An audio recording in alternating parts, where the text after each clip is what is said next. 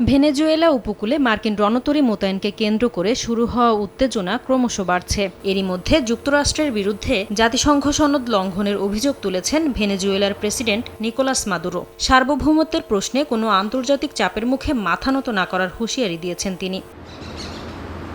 যুক্তরাষ্ট্রকে সতর্ক করে দেশটির প্রতিরক্ষা মন্ত্রী ভ্লাদিমির পেদ্রিনো লোপেজ বলেছেন, মার্কিন নৌযান মোতায়েনের দুঃসাহস দেখালে যুদ্ধের প্রস্তুতি নেবে ভেনেজুয়েলা। সামরিক মহড়ার পাশাপাশি উপকূলীয় এলাকায় নিয়মিত টহল বাড়ানো হয়েছে। যুক্তরাষ্ট্রের এমন কর্মকাণ্ড বলে দেয় উত্তরে সাম্রাজ্যবাদের পরিকল্পনা করছে তারা। যদি সেটা হয়, ভেনেজুয়েলাও যুদ্ধের জন্য প্রস্তুত।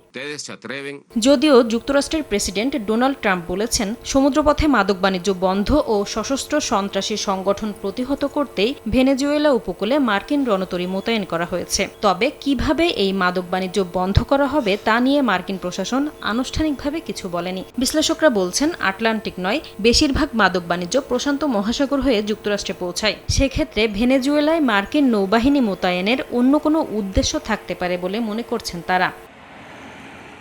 সম্প্রতি ট্রাম্পের নির্দেশে ক্যারিবীয় জলসীমা ও ভেনেজুয়েলা উপকূলের খুব কাছে ৩টির বেশি যুদ্ধজাহাজ মোতায়েন করে যুক্তরাষ্ট্র। বিভিন্ন আন্তর্জাতিক গণমাধ্যম বলছে, পারমাণবিক সক্ষমতা সম্পন্ন সাবমেরিন সহ আরও অন্তত ৬০টি জাহাজ মোতায়েনের সিদ্ধান্ত নিয়েছে ট্রাম্প প্রশাসন।